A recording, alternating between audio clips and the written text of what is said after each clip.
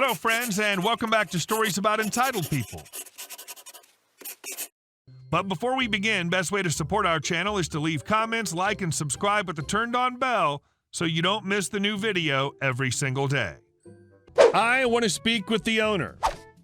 The company I work for is employee-owned. We all hold a small percentage of the stocks, and we sell them back to the other employees when we leave the company. The higher-ups in the company love me for some reason, so I get away with a fair bit of shenanigans. Today I had a B-word customer come in. We'll call her BC. BC. Yeah, give me 6 of these obscure parts that I have in this bag. Me. Ma'am, those are non-stock items. I'd have to order them and sell you a box quantity of each. Well, whatever, just order them. Okay, it's going to be 7 to 10 days before they get here. Total is $250-something. Well, that's ridiculous. I only need 6. I'm aware, ma'am, but those particular items are sold in boxes of 100, and I can't split them up. You must work on commission. I bet the owner could help me. Go get him. At this point, I can hear my manager holding back laughter from the office, so I go into the office and changed to a different colored hat and went back to the customer. Hello, ma'am. I'm one of the owners of this business. What can I help you with? This is effing ridiculous. I'm calling your corporate office. I'm calling the Better Business Bureau. Blah, blah, blah. Scream, scream, scream, and yell for 5 minutes. About an hour after she left, I get a call from the president of the company. We had a good laugh about it, and he told me that while I was technically correct, I should use more tact next time. I did find out that, surprisingly, while the company had been employee-owned for almost 50 years, I'm the first smartass to pull that stunt. And our second story. Tire slasher paid up. For 2 years, I've been living in this apartment building. Mainly old people live here, but it's nice.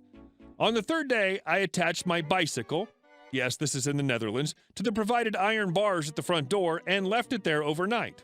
That's common everywhere here. However, in the morning, I find my tire slashed, front and rear. I didn't think too much of it, maybe some drunk jerks walking around at night effing things up. But yeah, anyway, I fixed the bike, and just in case, I keep it in my shed. Sometimes I forget, and every time the next day I find it with slashed tires. I'm starting to suspect it must be someone living in my apartment building since it happens more often, but I didn't give it too much attention as I would just park my bike in the shed and everything would be all right. This, however, doesn't apply to visitors staying overnight. So after the millionth, actually 14th time of hearing about slashed tires, also my roommate made the mistake and it happened to him as well, I decided to investigate. I narrowed the time of the crime to being about 6:30 in the morning. So for many nights, I set my alarm for 5 a.m., got my bike out of the shed, parked it at the front door, and my car next to it with battery packs attached to the dash cam. I'd go back to sleep and wake up again at 7:30 to find my bike effed. Jackpot. Unfortunately, my dash cam was crap quality, and since this was happening at dusk, it was hard to see what was going on, let alone identify the person doing it. What I did see was someone coming out the front door, standing around a bit, then slashing both tires with a screwdriver. The mistake he made was putting the screwdriver back in his own mailbox. The video was too vague to determine which mailbox it was, so the next day I went ahead and filmed inside suspected mailboxes with my phone until I found the one with a screwdriver in it. I know, not legal, but yeah. So now I have the house number and a name. Let's call him F Slasher of NR 100. I was determined to find out everything about this guy to blackmail the crap out of him, but I couldn't find anything on Google. Also, I couldn't find anybody with the first name F. The guy I suspected, retired guy, always walking around with no good reason, was wailing around that day. We always said hi to each other, but nothing else.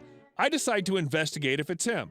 So I say, hey, we always greet each other, but we've never been introduced, right? I'm Goose. And he responds with saying, nice to meet you. I'm effing Slasher from number 100. I didn't confront him. I wanted to let this play out, and I decided that I would make him sweat a bit. So to start, I put up flyers in the lift asking all tenants to be aware of vandalism happening at the front door, that people should pay attention. Quickly, I learned that he was frantically removing these flyers from the lift, and I was putting them back 6 times a day. This was initially to make my planned confrontation have more impact and persuade him to just pay me off. One effect I didn't expect was other tenants now contacting me about their bikes being slashed for over 4 years already. This included scratching cars and more serious stuff, apparently. Some tenants had already been suspecting effing Slasher from years ago and went to confront him back then. But he denied everything and they couldn't prove it. One neighbor, let's call her N, decided to team up with me to get this guy. I showed her the video I took, agreeing that it would never hold up in court because of the bad quality, so I set up a new camera. Effing Slasher was a clever guy, though. I suspected he'd spotted the cameras and didn't do anything until they weren't there. After many sleepless and fruitless nights, I decided I had to work with what I got. N already informed the police, knowing that they probably wouldn't do anything, and a couple days later I went to his front door, knowing that he, most likely, committed the more serious things as well. And now having the police involved, me blackmailing him wouldn't be a clever idea. I decided to have a recorder on me, not to explicitly blackmail him, only to insinuate, tactily. During this talk, I told him someone has been vandalizing bikes at the front door and it needs to stop. Initially, he denies everything until I tell him I have him on video. He wanted to see it. Obviously, I didn't show him, and eventually admits that he did do it one time. Worst possible outcome for me.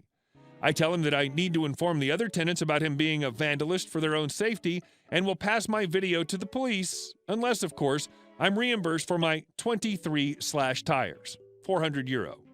He then gets angry and says he'd never pay me anything and told me to F off.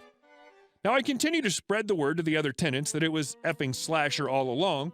In the meantime, the police decide to pay him a visit the next day because of the phone call from N, but he thinks it's because of me.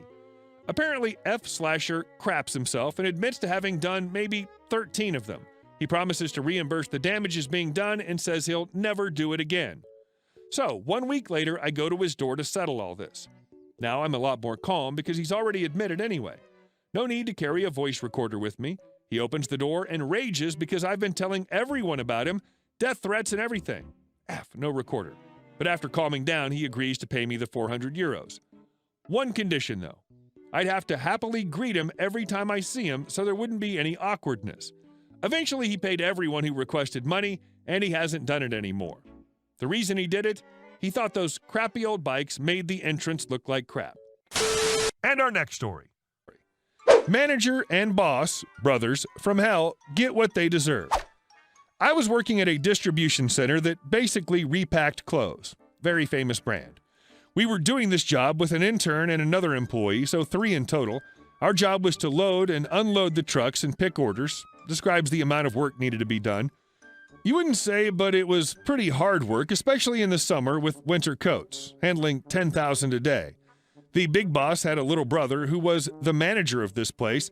The guy never accomplished anything in his life, didn't finish his education or anything whatsoever, leeching off others and being a general, look at me, I'm so special person. The big boss was also a D-head, but not as big as his little brother.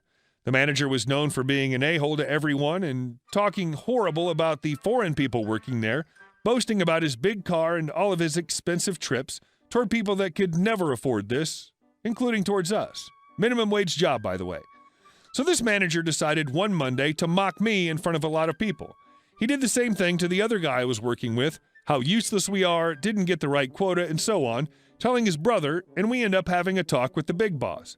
The talk wasn't very special, but we both didn't feel accepted in any way. So me and the other guy were sick of the verbal abuse, hard work, and crappy pay. We came up with a plan. We decided to quit on the next Tuesday. This was possible and not needed to let them know in advance because we worked via an agency. We could quit whenever we wanted. Yes, here it comes. The day the intern had to go to school was a Tuesday. So that Tuesday morning, I called the manager first that I couldn't come to work.